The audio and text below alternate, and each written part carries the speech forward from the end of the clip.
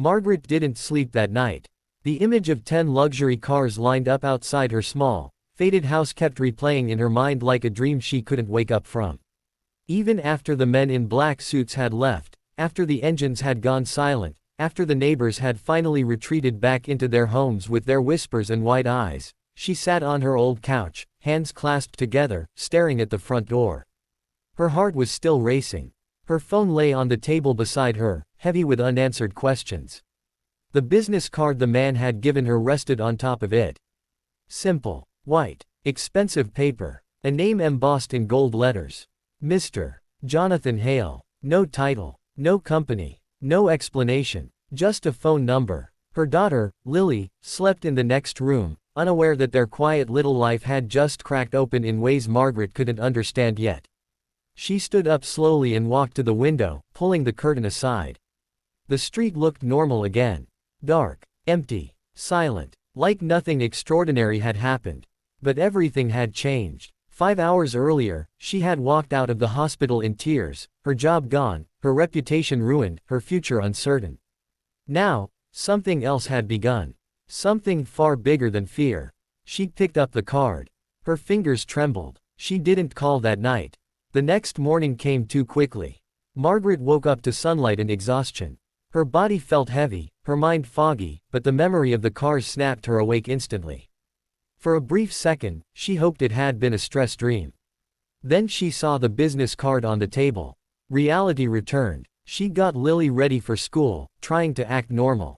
Making toast, brushing her hair, packing her bag, smiling when she asked innocent questions about breakfast and cartoons. But inside, Margaret felt like she was standing on the edge of a cliff. When Lily left for school, the silence in the house became unbearable. She sat down, picked up the card again, and stared at the number. She hesitated for a long time. Then she dialed. It rang once, twice, 3 times. Mrs. Margaret Collins, a calm male voice said. "We've been expecting your call." Her breath caught. How do you know my name?" There was a brief pause, then a gentle tone. "Please don't be alarmed. Mr. Hale would like to meet you. In person. Today, if possible." Her heart pounded. "Why?" "Because you saved his life." The words landed heavy. Not a thank you. Not praise. Not a reward. Just truth. "Where?" she asked quietly. "Your house. In 1 hour." The call ended. Exactly 1 hour later, a black luxury sedan pulled up in front of her home. This time, only one car. A tall man in a tailored black suit stepped out and opened the back door. An elderly man emerged slowly. He didn't look like a billionaire.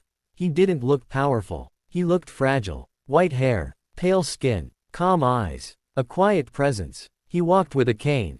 But something about him radiated authority that didn't need to be loud. Margaret opened the door before they could knock. They looked at each other. For a moment, no one spoke. Then the old man smiled. "Hello, nurse," he said softly. "My name is Jonathan Hale. And you saved my life yesterday." Her eyes filled with tears instantly.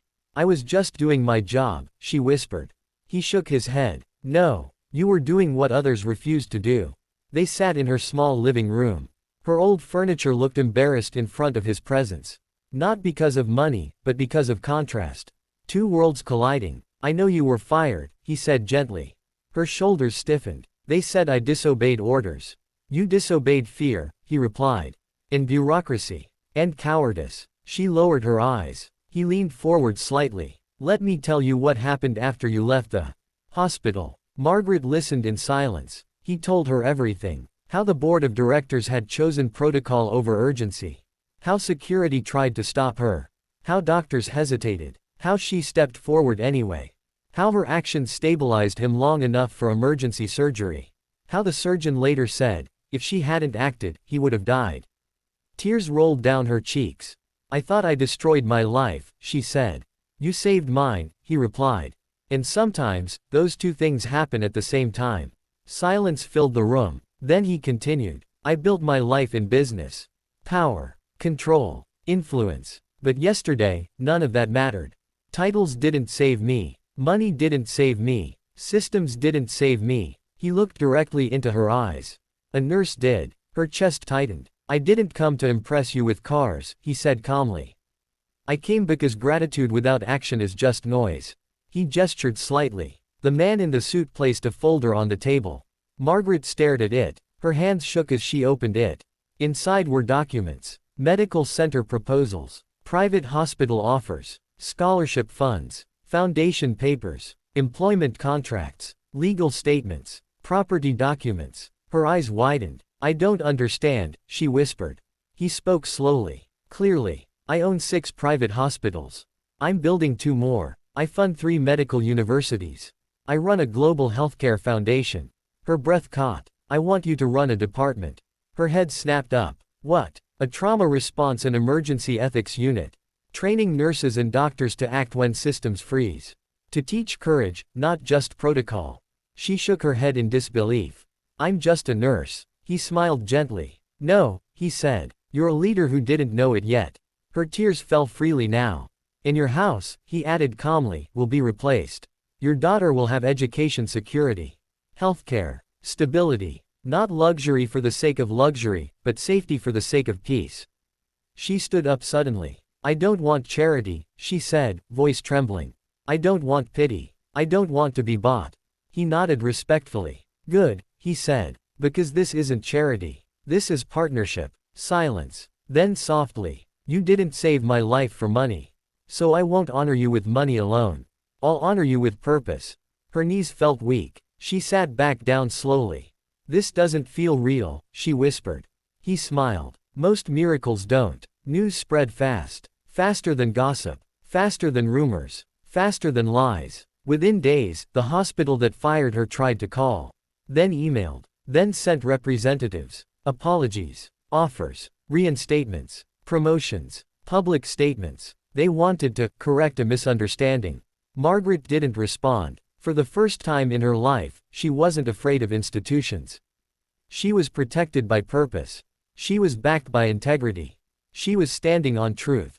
She declined everything. Not out of revenge. Not out of pride. But out of clarity. Lily's life changed too. Not in flashy ways. Not in spoiled ways. But in peaceful ways. A better school. A safer home. A bigger bedroom. A garden. A quiet street. No fear of eviction. No stress of bills. No panic about food. No tears at night. But Margaret kept her grounded. They still cooked together. Still cleaned together. Still lived simply. Still prayed together. Still valued kindness over comfort. Still respected struggle. Still remembered where they came from. Months passed. Margaret became known. Not as the nurse who got rich. But as the nurse who stood when everyone else froze. Medical students listened to her speeches in silence. Doctors respected her authority. Hospitals changed policies because of her. Emergency protocols were rewritten. Training systems were redesigned. Her story spread. But her ego didn't grow. Her humility stayed. Her kindness stayed. Her simplicity stayed. Her courage stayed. One evening, after a long day at the new medical center, she sat in her office alone. The city lights glowed outside the window.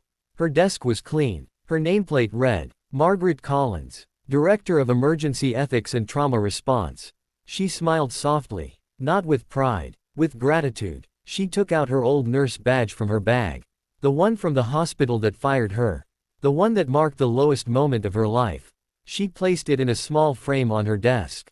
A reminder. Not of pain, but of purpose. Not of loss, but of transformation. Not of injustice, but of courage. That night, she told Lily a simple truth before bed. Never be afraid to do the right thing, even if it costs you everything. Lily smiled sleepily. Did it cost you everything, Mommy? Margaret kissed her forehead. No, baby, she whispered. It gave me everything that actually matters. Because sometimes, losing your job is not the end. Sometimes it's the door. Sometimes it's the test. Sometimes it's the fire that burns away fear. Sometimes it's the moment the universe checks your character. Sometimes it's the cost of courage.